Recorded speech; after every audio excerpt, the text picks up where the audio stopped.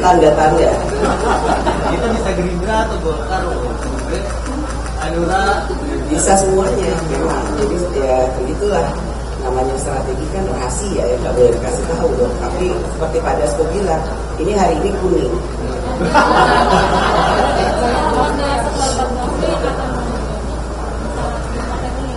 Bisa saja nggak kok, tidak menutup kemungkinan bergabungnya semua partai menjadi satu satu kekuatan kerjasama yang nantinya bersama, karena kita sudah sepakat, kita meyakini semua partai bersepakat bahwa kontestasi 2024 itu harus dijalankan secara baik, benar, gembira, dan bermanfaat bagi Indonesia.